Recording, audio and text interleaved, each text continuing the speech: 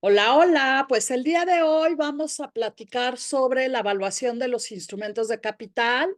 Vamos a hablar específicamente sobre el proceso de evaluación y la teoría de evaluación como tal.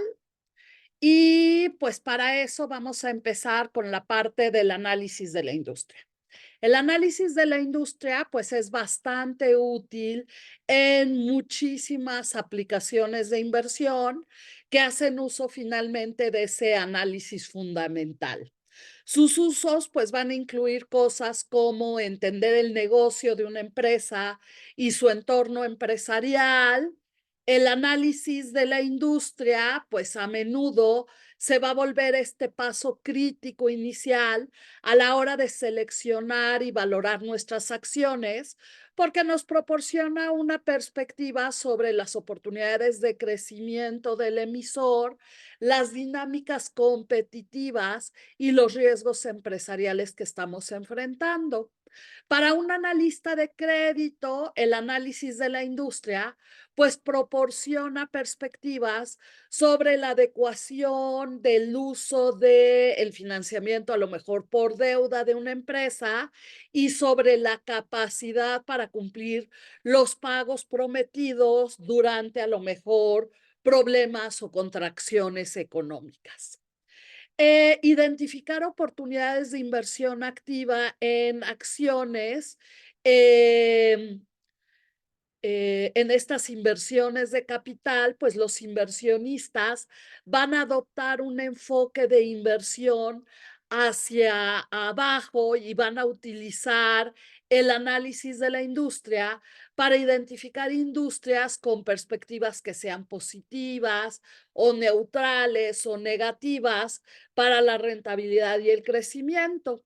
Generalmente los inversionistas luego van a sobrepesar y ponderar según el mercado o subponderar esas industrias según corresponda finalmente a las perspectivas en relación con el punto de referencia del inversionista.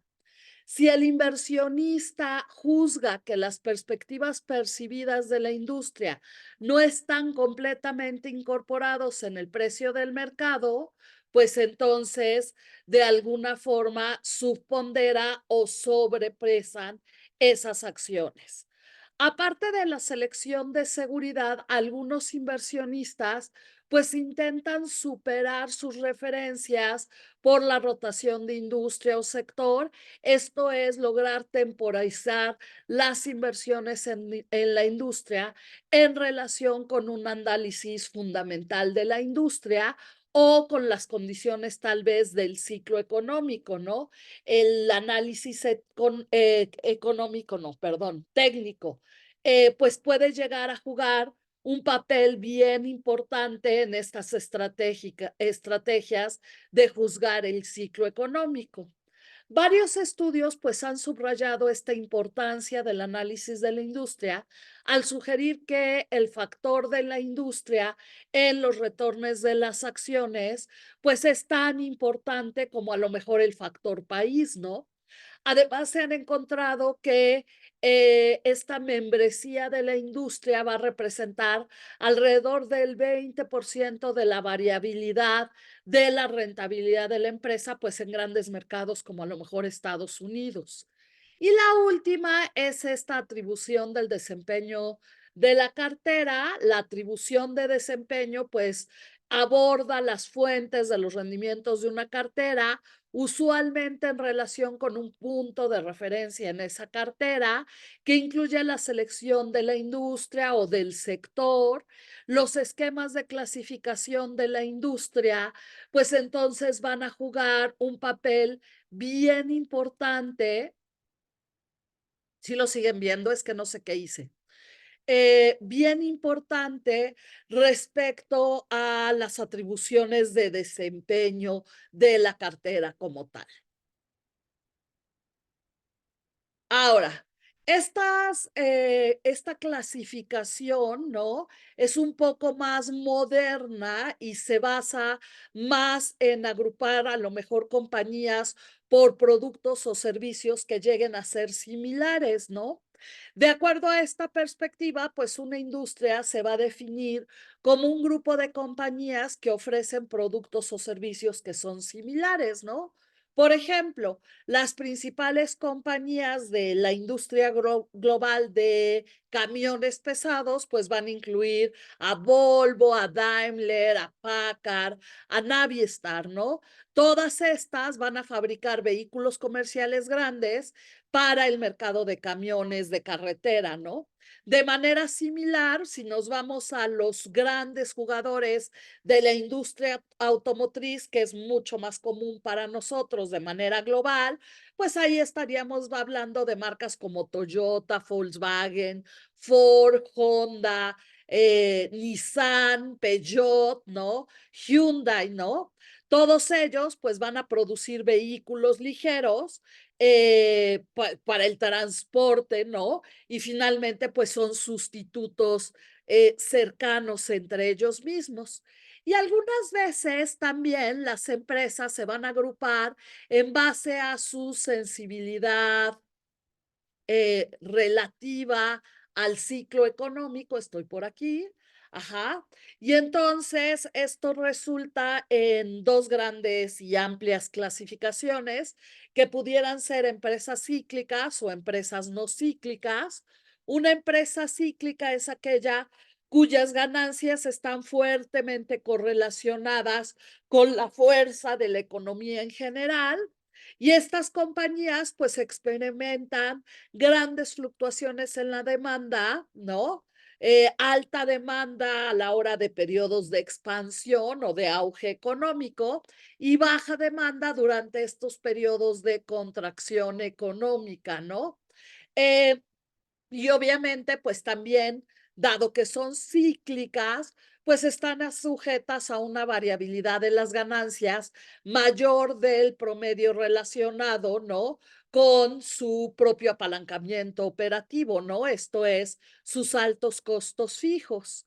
En cuanto a la demanda, los productos y los servicios cíclicos son a menudo relativamente caros y representan compras que pueden ser retrasadas si es absolutamente necesario, ¿no? Por ejemplo, debido a la disminución del ingreso disponible, ¿no? Esto es un poco lo que pasó con la pandemia, ¿no? Y entonces ejemplos de estas industrias cíclicas, pues son los automóviles móviles, la compra de vivienda, la parte de materiales básicos industriales o de tecnología, ¿de acuerdo? Y en cambio, una compañía no cíclica, pues es esta donde el desempeño, pues es bien independiente o en gran medida independiente al ciclo económico por el que estemos atravesando. Entonces, las compañías no cíclicas van a producir pues bienes o servicios para los cuales la demanda permanece pues relativamente estable a lo largo del ciclo económico. Normalmente pues estas empresas no cíclicas, pues también lo vimos en la pandemia, son las empresas que venden alimentos o bebidas o productos de cuidado personal o productos para la limpieza del hogar, la parte de atención médica y bueno, por supuesto, los servicios públicos.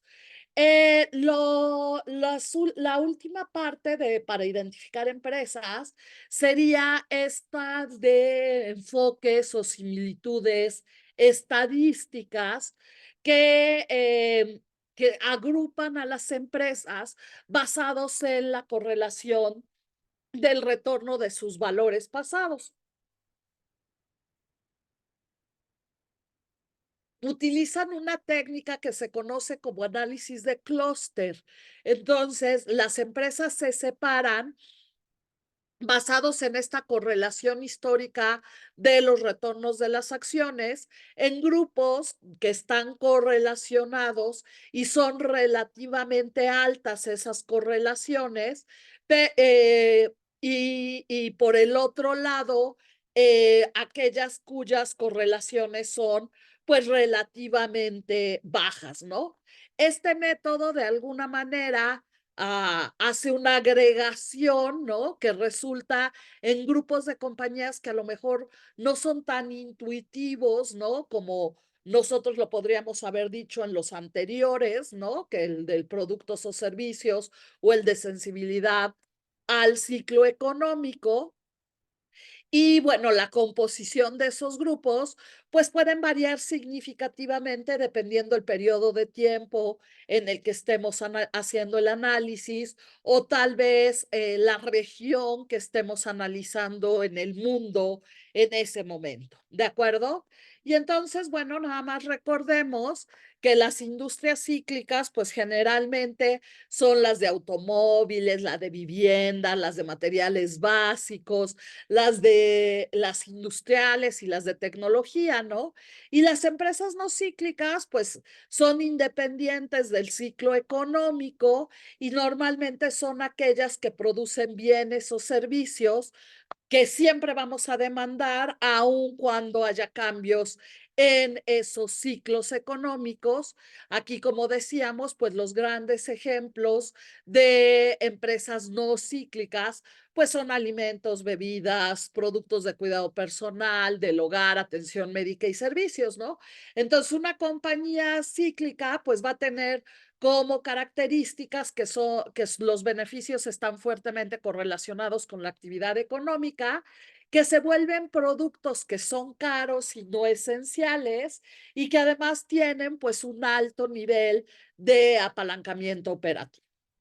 Por el otro lado, pues hay esta, de alguna manera, esta crítica, ¿no? Esta limitación a poner estas etiquetas de las industrias o de las empresas como cíclicas de crecimiento o defensivas, ¿no?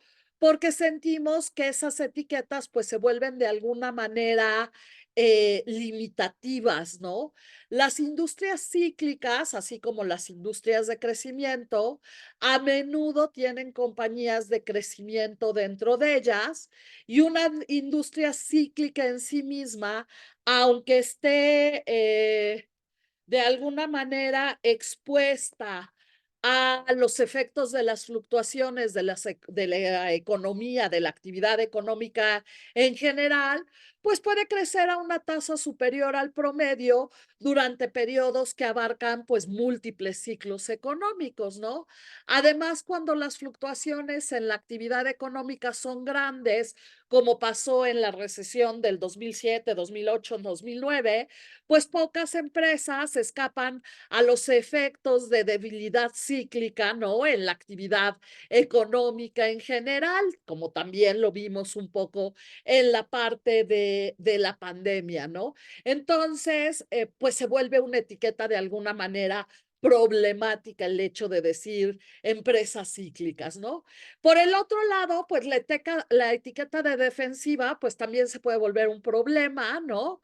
Las industrias pueden incluir tanto compañías que son de crecimiento como defensivas en su carácter, lo que hace que se vuelva difícil el elegir entre una etiqueta de crecimiento o de empresa defensiva. Y además, esta parte de una etiqueta de empresa defensiva, pues no puede entenderse necesariamente como descriptiva de las características de inversión, ¿no? Por ejemplo, los supermercados, los que venden alimentos, pues típicamente van a ser descritos como empresas defensivas, pero al final de la historia, pues igual que todos, pueden estar sujetos a guerras de precios que al final pueden llevar a dañar sus ganancias como tal y entonces ya no se vuelvan defensivas, ¿no? Entonces, estas llamadas industrias o compañías defensivas, pues a veces pueden llegar a enfrentar dinámicas en la industria que las hacen estar lejos de ser defensivas en el sentido de poder preservar como tal el capital de los accionistas, ¿de acuerdo?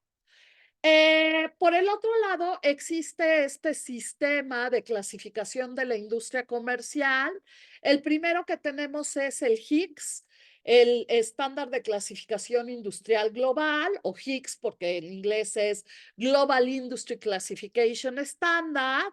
Este fue desarrollado por Standard Poor's y MSCI barra, y pues ellos son los mayores proveedores de índices de acciones globales y se desarrolló en 1999, ¿no? Entonces, como dice el nombre, ¿no? Este GICS fue diseñado para facilitar la comparación global de las industrias y clasifica las compañías tanto en economías desarrolladas como en economías en desarrollo. Y a cada compañía le va a asignar una subindustria según su principal actividad empresarial, y cada subindustria va a pertenecer a una industria particular, y cada industria pertenece a un grupo de industrias y cada grupo pertenece a un sector. En junio del 2009, pues la estructura de la clasificación de Higgs tenía 4 niveles de detalle que consistían en 154 subindustrias, 68 industrias, 24 grupos de industrias y 10 sectores. Pero bueno, la realidad es que estos estándares de la composición del Higgs pues se han ido ajustando históricamente, y pues con el tiempo pueden reflejar cambios pues en los mercados globales de acciones.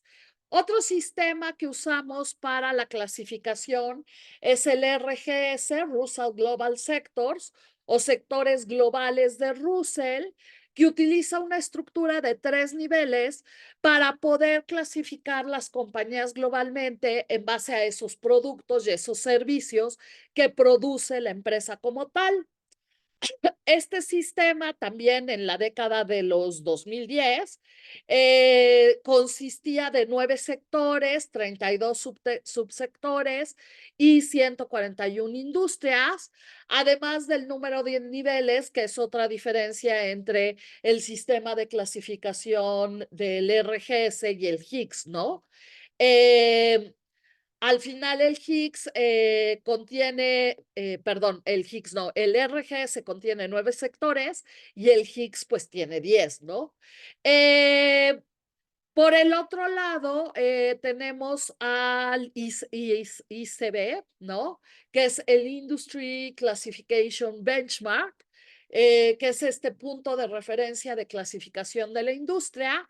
Este también lo crearon dos clásicos, ¿no? El Dow Jones y el FTSE, y utiliza precisamente una estructura de 4 niveles para tratar de categorizar las compañías globalmente en base a la fuente de la cual la compañía pues tiene o obtiene sus ingresos.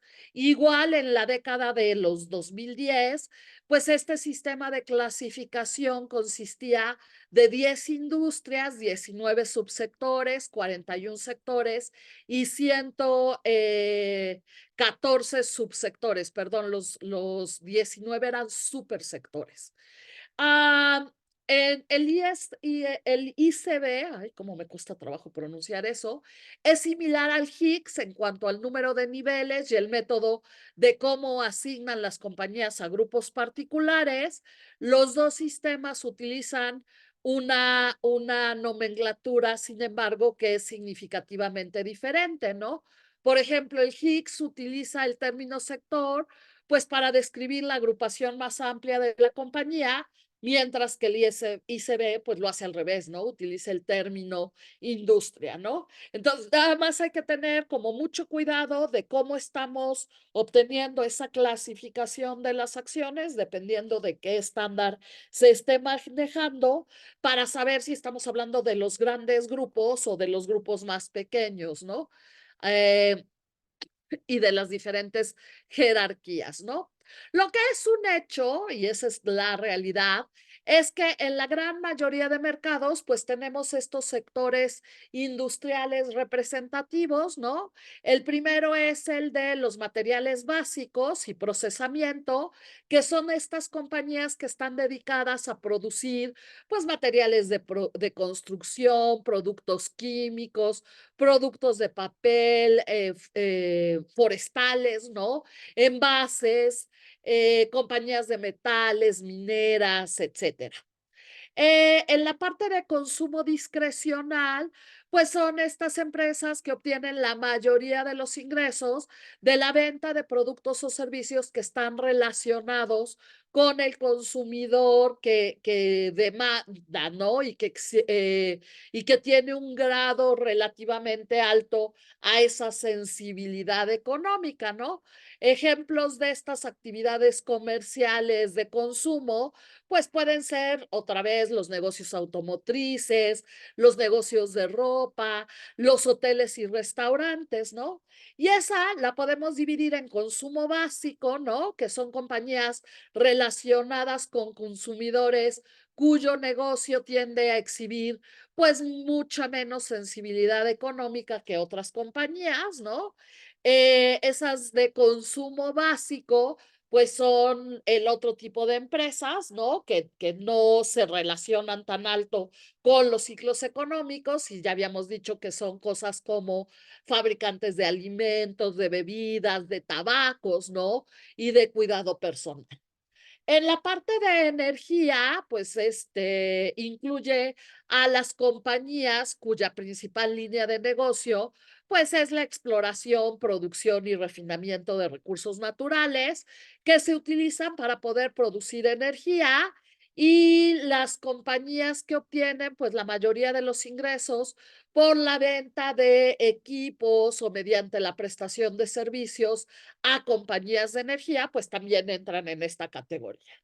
Tenemos la parte de servicios financieros, que bueno, esas ya saben que es mi mole, ¿no? Son estas empresas cuya principal línea de negocio, pues son la banca, las finanzas, los seguros, las bienes raíces, la gestión de activos y portafolios de inversión, los servicios de corretaje, ¿de acuerdo?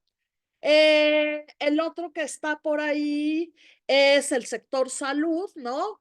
Que son los que, pues, fabrican productos farmacéuticos, biotecnológicos, dispositivos médicos, equipos de salud, suministros médicos y proveedores de servicios de la salud en general. Tenemos la parte de los industriales de productos duraderos, que son fabricantes de bienes de capital y proveedores de servicios comerciales. Por ejemplo, la fabricación de maquinaria pesada o equipos, la parte aeroespacial y defensa, la de servicios de transporte y servicios y suministros comerciales. Por ahí tenemos la de tecnología, que son las compañías involucradas en la fabricación y venta de computadoras, software, semiconductores, ruteadores, equipos de comunicación, ¿no? Eh, Ahí también entran empresas de entretenimiento electrónico, la parte de servicios de Internet y todos los que se dedican, que ahora son muchísimos, a la consultoría y servicios tecnológicos en general. Después tenemos telecomunicaciones, que son estas empresas que dan servicios de comunicación fija, pero también móvil. Pueden combinar, ¿no? En esas compañías de telecomunicaciones y pueden ser, en algunos casos, servicios públicos o privados. Y el último que tenemos es servicios públicos, donde está toda la parte de servicios eléctricos, gas, agua, ¿no? Les decía, algunas veces, pues algunas empresas de telecomunicaciones están dentro de esa categoría, pues dependiendo de en qué zona geográfica nos encontremos.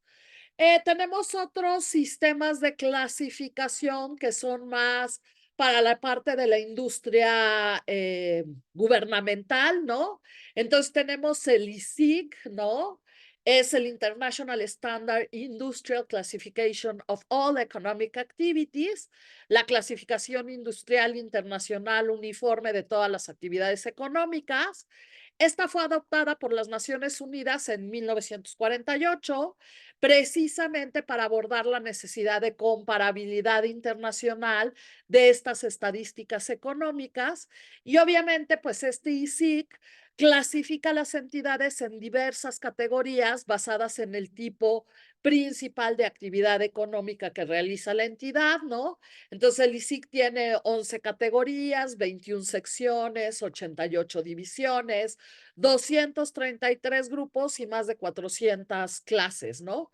Según las Naciones Unidas, pues la mayoría de los países alrededor del mundo han utilizado el ICIC como su sistema nacional de clasificación de actividades o por lo menos han desarrollado clasificaciones que son nacionales, pero que se derivan del uso del ICIC, ¿no? Y algunas de las organizaciones que actualmente utilizan el ICIC, pues son la ONU, el Fondo Monetario Internacional, el Banco Mundial, ¿no?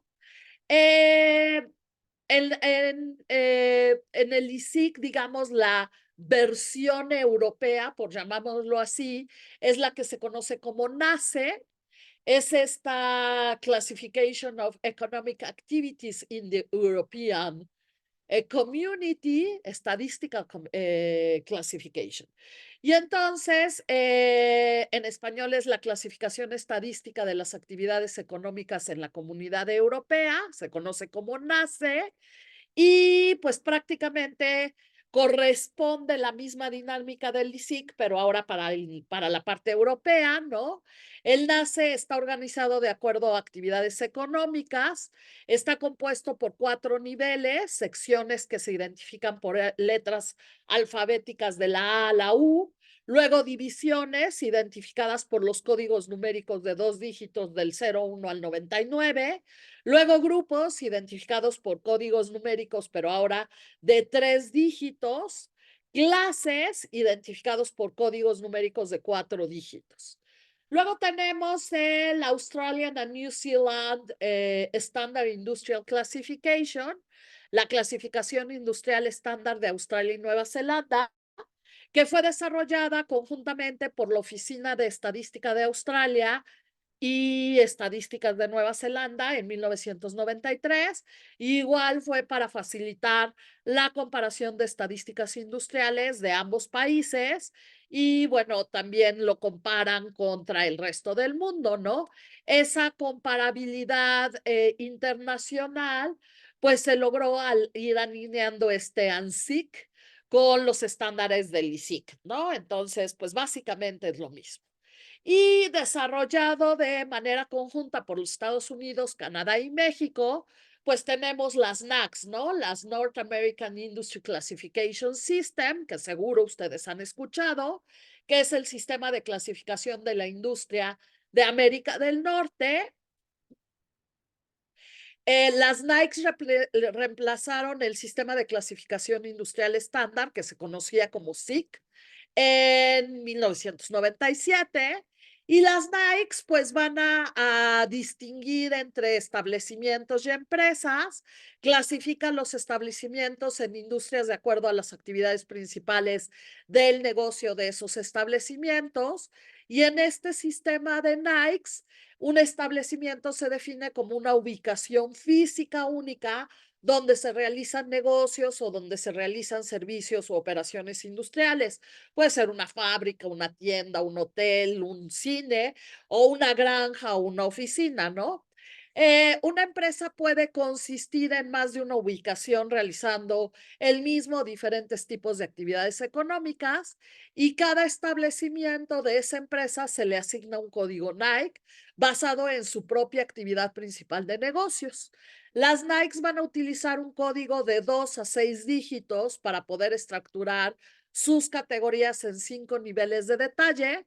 Cuanto mayor es el número de dígitos en el código, pues más estrechamente definida está la categoría, ¿no? Los 5 niveles de categoría, de más amplio a más estrecho, es primero el sector, que son los 2 primeros dígitos del código, el subsector, que es el tercer dígito del código, el grupo de industria, que es el cuarto dígito, la industria Nike, que es el quinto dígito, y la industria nacional, que es el sexto dígito. El código de 5 dígitos, pues es el nivel de mayor cantidad de comparabilidad entre países y el código de 6 dígitos, pues nos proporciona como más detalle, pero para el país en específico. Bien, ahora, Lo que nosotros queremos hacer a la hora de invertir en el mercado de capitales y generar portafolios de inversión, pues es un grupo de pares o de compañías que están involucradas en actividades de negocios que sean similares, ¿no? Y cuya economía y valoración pues están influenciadas por factores que están relacionados, ¿no?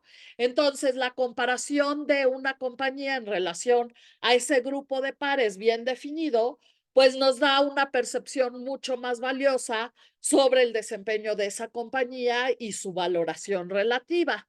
Estos son los pasos, como pueden ver, para construir una lista preliminar de compañías pares. El primero es examinar los sistemas de clasificación comerciales si están disponibles para nuestro análisis. Y estos sistemas, pues a menudo me van a dar un punto de partida bastante útil para poder identificar compañías que operan pues en la misma industria. El segundo es revisar el informe anual de la empresa para discutir sobre su entorno competitivo, ¿no? Las empresas en general, pues frecuentemente van a citar a sus competidores en específico. El tercero es revisar los informes anuales de los competidores para identificar otras posibles compañías que sean comparables. El cuarto es revisar las publicaciones comerciales de la industria, pues para identificar otra vez más compañías comparables.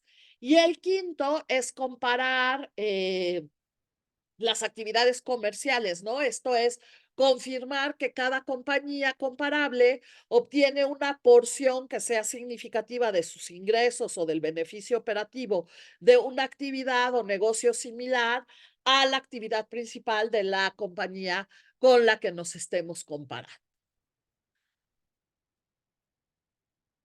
Ahora, en esta tablita, la verdad es que es un marco diseñado, pues, para ayudarnos como analistas a asegurarnos que hemos considerado la gama de fuerzas que pueden afectar, pues, la evolución de la industria, ¿no? Entonces, muestra, pues, un nivel macro, ¿no? Está por aquí, macro influence, ¿no? Las influencias macroeconómicas, las influencias demográficas, por el otro lado, las influencias gubernamentales, las influencias sociales y las tecnológicas que van a impactar a esa industria. Y luego presenta en el mismo cuadro, en la parte de adentro, ¿no? Cómo la industria se va a ver afectada por las fuerzas que impulsan la competencia de la industria, ¿no? Y entonces viene la amenaza de nuevos productos entrantes, la amenaza de sustitución, las fuerzas de negociación de los clientes, la fuerza de negociación de los proveedores, ¿no? Y las fuerzas competitivas de la industria, que cuestiones también de el ciclo de vida de la industria, el ciclo económico y la posición de la industria, pues en nuestra curva de experiencia como tal. Entonces, este marco, pues nos va a permitir, decíamos, como analistas que podamos construir una imagen pues mucho más fácil, ¿no? Para comprender los factores externos que influyen en el rendimiento y las perspectivas de esa industria en particular y considera pues todos esos elementos. Entonces los analistas van a poder hacer un pronóstico mucho más preciso y brindar recomendaciones fundamentadas para las estrategias corporativas o para las decisiones de inversión de la empresa. Ahora sí, este es el análisis estratégico del marco de las 5 fuerzas de Porter. Eh, este marco de Porter, pues es el punto de partida clásico para el análisis estratégico. Él se centró en 5 determinades de la intensidad de la competencia de la industria. Una es la amenaza de aquí abajo, amenaza de productos sustitutos, que pues finalmente pueden llegar a afectar de manera negativa las demandas si los clientes pues eligen otra forma de satisfacer sus necesidades. Por ejemplo, los consumidores pueden pasar de cerveza premium a marcas de descuento, ¿no? Durante épocas de recesión, ¿no? Las marcas de bajo precio pues pueden ser de alguna manera sustitutos cercanos para las marcas premium, lo que cuando los presupuestos pues están limitados, pues reduce esa capacidad de las marcas premium para mantener o para aumentar los precios, ¿de acuerdo? Por el otro lado, tenemos el poder de negociación de los clientes, está por acá. Ajá, el poder de negociación de los clientes puede afectar la intensidad de la competencia, pues ejerciendo una influencia sobre los proveedores en cuanto a los precios y a lo mejor otros factores como la calidad del producto, ¿no? Por ejemplo, las compañías de autopartes, pues generalmente venden un pequeño número de fabricantes de automóviles y eso permite a los clientes, ¿no? Los fabricantes de automóviles, pues ser negociadores bien duros, ¿no? A la hora de establecer los precios. Pasa muchísimo. Luego, del otro lado, pero no menos importante, tenemos el poder de negociación de los proveedores. Esto es, si el poder de la negociación de los proveedores está en manos de ellos, pues ellos pueden ser capaces de subir precios o restringir el suministro de una compañía, ¿no? El suministro de insumos, ¿no? Por ejemplo, un trabajador de compañías altamente sindicalizadas, pues puede tener un mayor poder de negociación como proveedor de mano de obra que los trabajadores de una empresa no sindicalizada, ¿no? O en el caso, por ejemplo, del traslado de valores, pues los proveedores son tan pocos, ¿no? Que ellos, pues, tienen como esta facilidad de ponerse sus condiciones y los precios con los que van a ofrecer los servicios.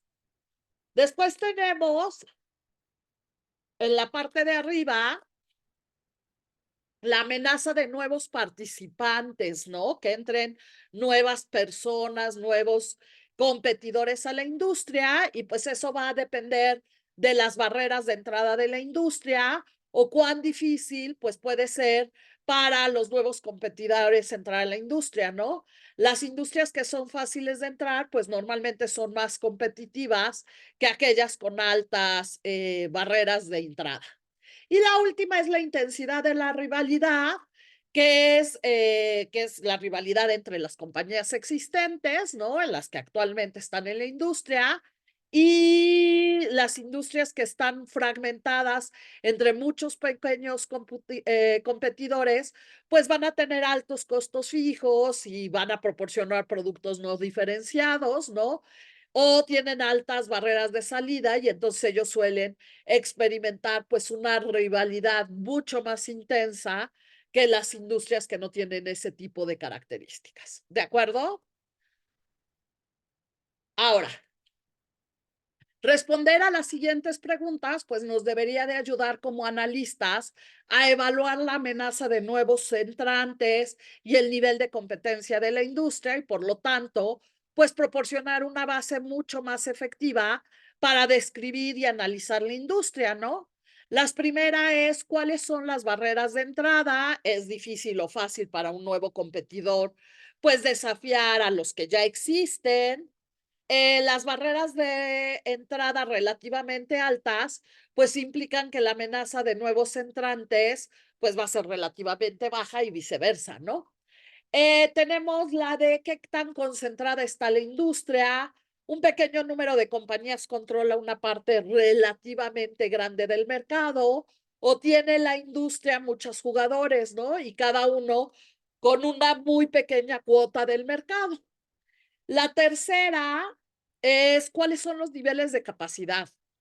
Esto es basado como en la inversión existente, cuántos de los bienes o servicios se pueden entregar en un marco de tiempo dado, o si sufre la industria una sobrecapacidad o una subcapacidad crónica, o la oferta y la demanda tienen de equilibrarse, ¿no? De una forma razonablemente rápida en esa industria. La que sigue es qué tan estables son las cuotas de mercado, ¿no? Si las compañías tienden a ganar o perder cuota rápidamente, o finalmente es una industria estable como tal, ¿no? Tenemos la que sigue, que es en qué etapa del ciclo de vida de la industria se encuentra, si hay perspectivas de crecimiento significativas, ajá, o es la demanda que está estancada o va hacia la baja, ¿no?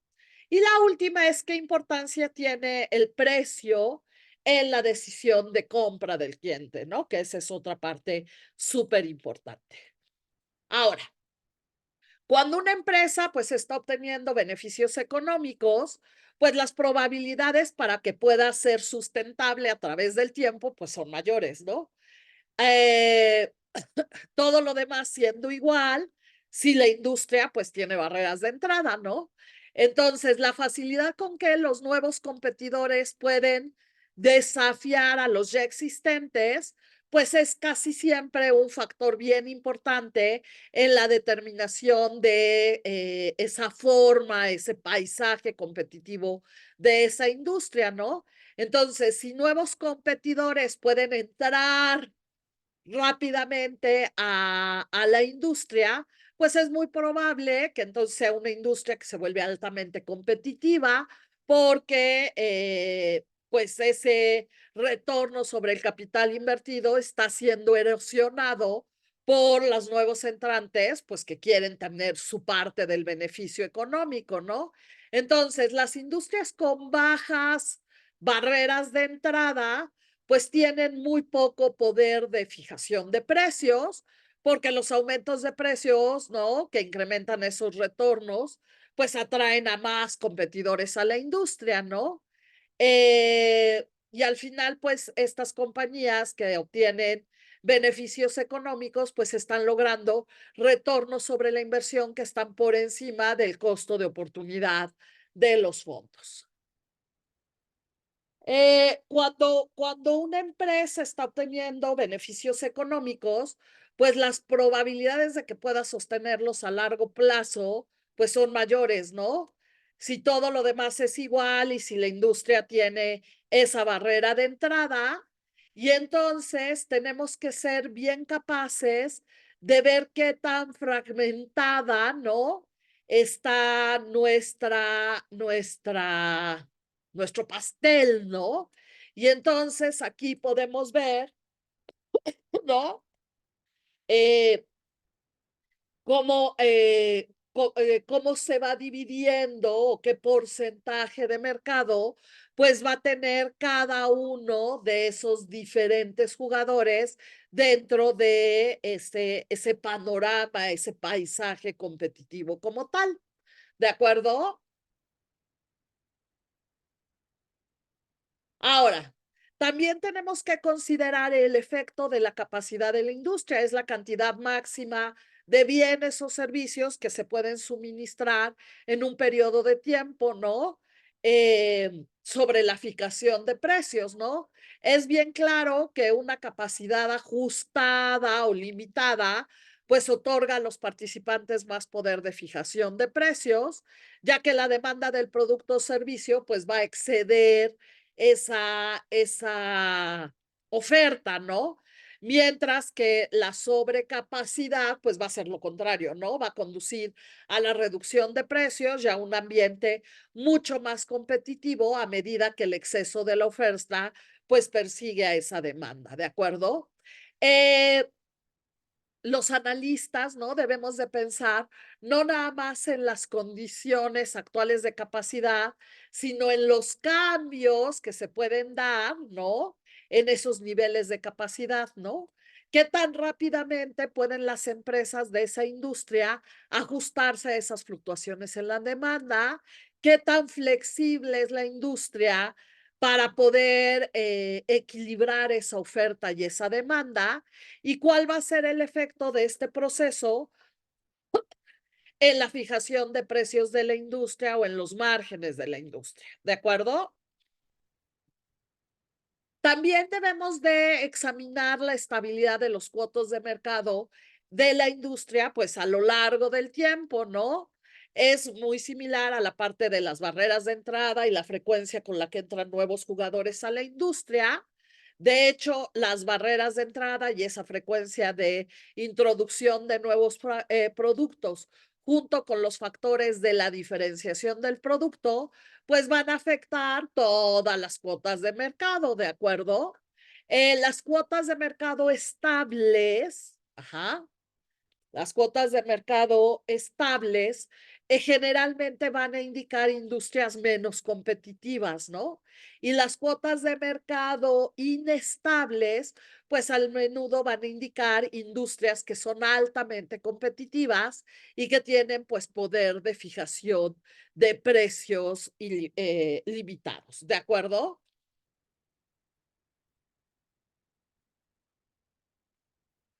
Ay, no se cambia. ¿Qué le pasa? Ya estuvo. Luego tenemos este que es el ciclo de vida de la industria, ¿no? Las 5 etapas de un modelo de ciclo de vida de la industria son el embrionario, el de crecimiento, el de reorganización, el de madurez y el de declive, ¿no?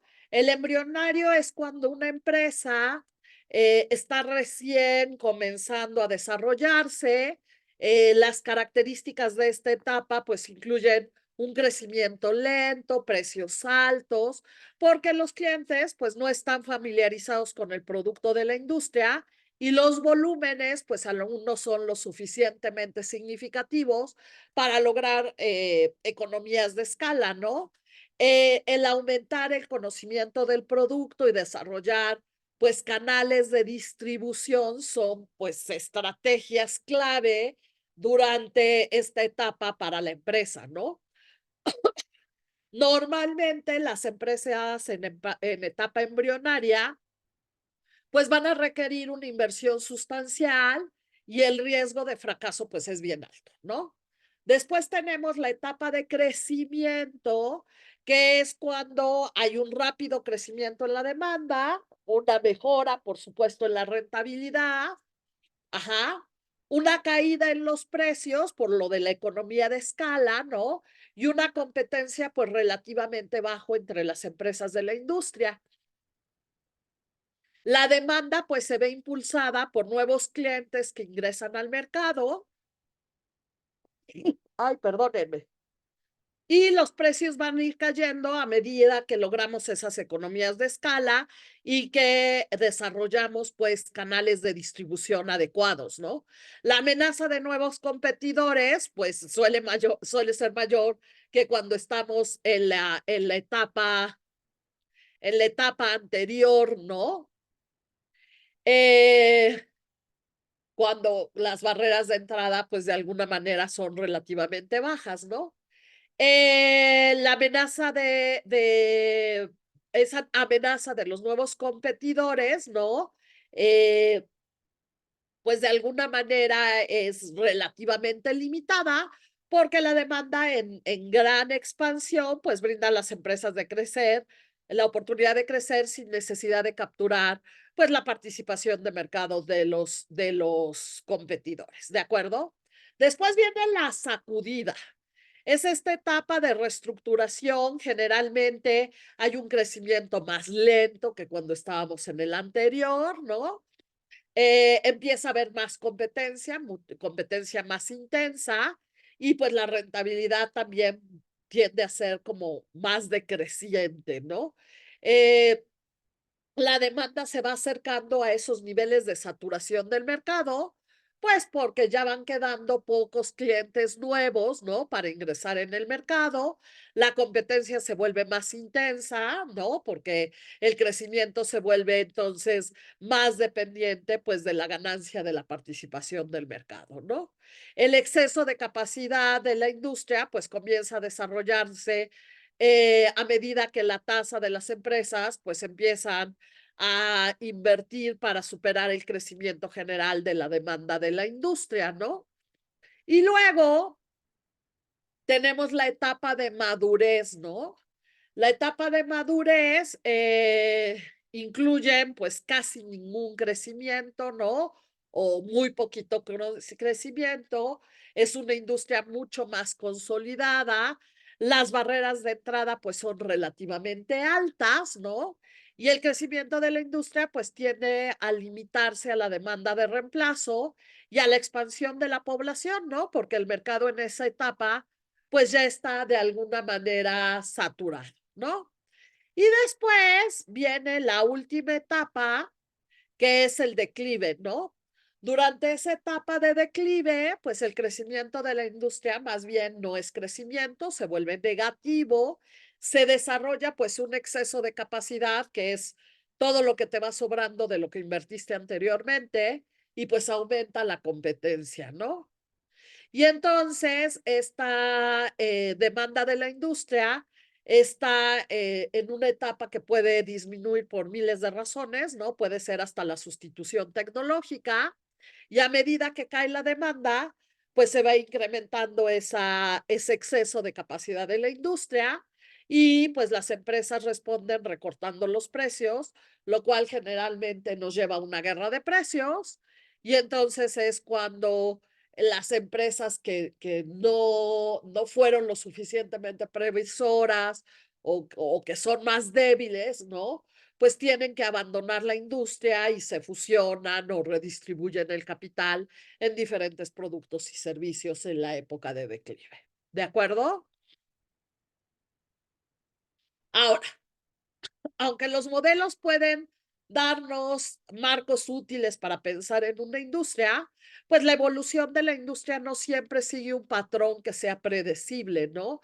Hay muchos factores externos que pueden afectar significativamente la forma de ese patrón, causando que a lo mejor en algunas etapas en ciertas industrias sean más largas o más cortas de lo esperado, y en algunos casos, pues causan que algunas etapas pues simplemente te las saltas por completo, ¿no? Los cambios tecnológicos, pues pueden hacer que una industria experimente un cambio abrupto de crecimiento a declive, ¿no? Saltándose a lo mejor las etapas de reorganización y de madurez, ¿no? Eh, los cambios regulatorios, por el otro lado, pues también pueden tener un impacto que puede ser profundo en la estructura de la industria, ¿no? Por ejemplo, la desregulación de la industria de telecomunicaciones, que transformó una industria que era monopólica en una, pues, bien competida, ¿no? El ejemplo de los cambios tecnológicos, por cierto, que me brinqué, es la industria de alquiler de películas, ¿no? Que de alguna manera, pues, cada vez nos vamos más a la parte de descargar nuestras películas por internet, ¿no? Y fue un salto brutal simplemente por el cambio de tecnología, ¿no? Bueno, ustedes ya ni lo vivieron. Tenemos la parte de los cambios sociales, ¿no? Que pueden afectar, pues, el perfil de la industria, ¿no? Por ejemplo, la industria de comidas informales, pues, ha ido creciendo durante los últimos 30 años, ¿no? Eh, ¿Por qué? Porque ahora las familias tienen a lo mejor más ingreso, ¿no? Al tener doble ingreso, la mamá y el papá, pero menos tiempo a lo mejor para preparar comidas y comer en casa, ¿no? Y la parte de los cambios demográficos, ¿no? La demografía, pues también tiene un papel importante, ¿no? A medida que las generaciones de posguerra van envejeciendo, pues se va aumentando la demanda, a lo mejor, de la industria de los servicios de atención médica, por ejemplo. ¿De acuerdo? Ahora, una herramienta bien útil para analizar la industria es intentar pensar, pues, como cliente de esa industria, ¿no? Cualquiera que sea el factor que más influye en las decisiones de compra de los clientes, es probable que también sea un foco de rivalidad en la competencia de la industria, ¿de acuerdo?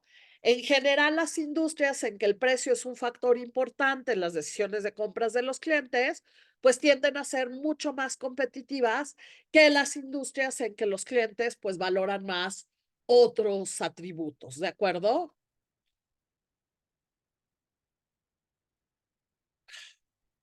Cambia, ya cambió. Y bueno, esta es mi gráfica, ¿no? De las tendencias en la actividad económica, ¿no? De la influencia macroeconómica, ¿no?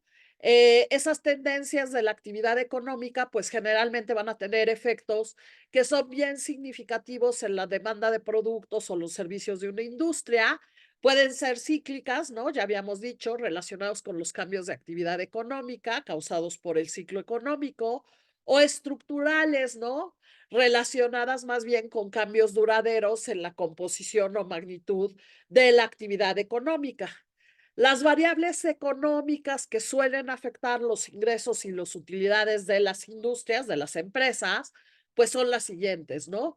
La primera es el Producto Interno Bruto o la medida de valor de bienes y servicios producidos por una economía, ya sea en términos de moneda corriente o constante, esto es ajustado por la inflación, y entonces el PIB no es otra cosa más que el indicativo del crecimiento económico. Luego tenemos las tasas de interés, que representan pues finalmente el costo de la deuda para quien tiene deuda, para los consumidores y las empresas, y pues es un ingrediente bien importante de los ingresos y costos de las instituciones financieras. Otra parte importante es la disponibilidad de crédito, pues que va a afectar, por supuesto, el gasto empresarial, el gasto de consumo y la solvencia financiera como tal de todos. Y la última es la inflación, ¿no? Que refleja esos cambios en los precios de los bienes o servicios, que influye en los costos, las tasas de interés, la confianza de los consumidores y pues finalmente en las empresas. Ahora, aquí tenemos otras influencias en el crecimiento, la rentabilidad y el riesgo de la industria. Pues por supuesto, las nuevas tecnologías crean productos nuevos o mejorados que pueden cambiar radicalmente una industria y pueden cambiar la forma en que otras industrias utilizan los productos para realizar sus operaciones como tal, ¿de acuerdo? Los cambios en los tamaños de la población, ajá, en las distribuciones de su edad, de su género, y a lo mejor otras características demográficas, pues van a tener efectos que son significativos en el crecimiento económico y en la cantidad y tipos de bienes y servicios de consumo, ¿no? Eh, Luego tener, y un ejemplo de esto, pues es el envejecimiento precisamente de la población, ¿no? La influencia gubernamental en los ingresos y en las ganancias de la industria, pues es bastante importante, ¿no? Al establecer esas tasas y esas reglas de impuestos para las empresas o para la gente en general, pues los gobiernos van a afectar la ganancia y los ingresos, ¿no? Los cuales a la vez, pues afectan los gastos corporativos, los gastos personales. Y entonces, bueno, por el otro lado, los gobiernos también son compradores de bienes y servicios, ¿no? Entonces ejercen su influencia directa o indirectamente, ¿no? Al hacer cambios, ¿no? De regulaciones, de políticas, etcétera. Y el último que tengo por aquí es precisamente los cambios sociales, ¿no?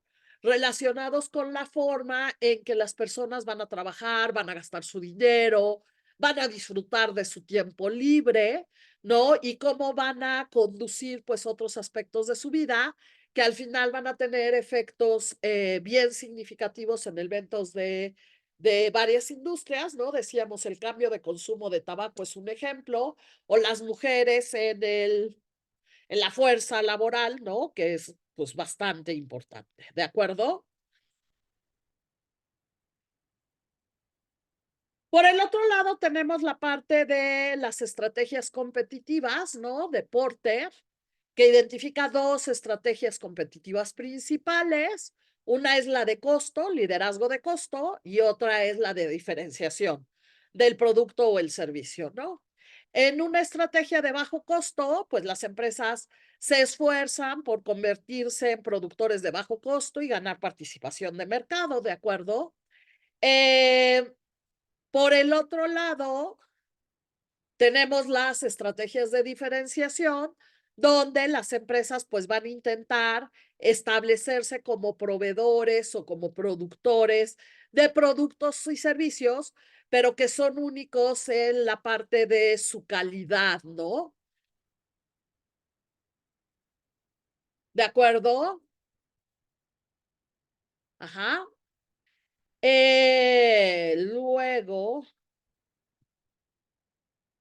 Luego me voy a ir para acá. Ajá. Un análisis de la empresa, ¿no? Debe de presentar, pues, por lo menos la descripción, el perfil de la empresa, ¿no? La descripción general de la empresa, su perfil, corporativo, la comprensión básica del negocio, sus actividades de inversión, cómo maneja su gobierno corporativo, sus fortalezas y debilidades percibidas. Debe de explicar las características relevantes de la industria. Debe haber un análisis de la demanda de productos y servicios de la empresa. También debe de haber un análisis de la oferta de productos y servicios, que por supuesto, pues va a incluir el análisis de costos. Debe explicar el entorno de precios de la empresa y debe de presentar e interpretar índices financieros relevantes, ¿no? Incluidas pues las comparaciones a lo largo del tiempo y la comparación también pues con la industria, ¿no? Con el promedio de la industria. El análisis de la empresa va a incluir, pues, los estados financieros de la empresa, ¿no?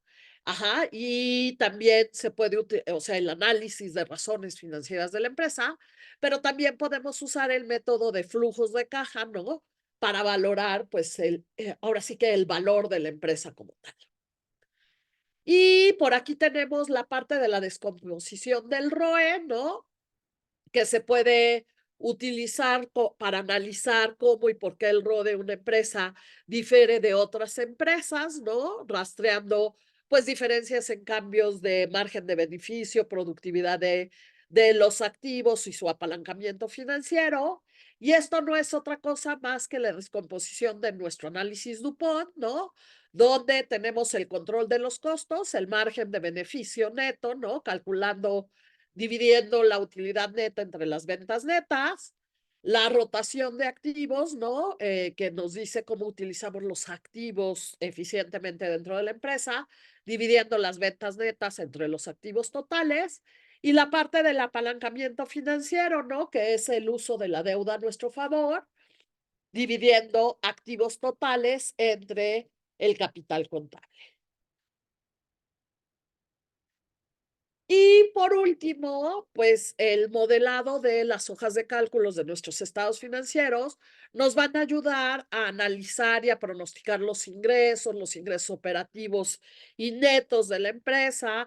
Los flujos de efectivo, pues obviamente se han vuelto una de las herramientas más utilizadas para el análisis de las empresas. Y este modelado en nuestras hojas de cálculo, pues se puede utilizar para poder cuantificar los efectos de los cambios en ciertos factores dentro de los estados financieros. Entonces, como analistas, pues tenemos que estar bien conscientes de que el resultado del modelo, pues depende en gran medida de las suposiciones que hagamos. ¿De acuerdo?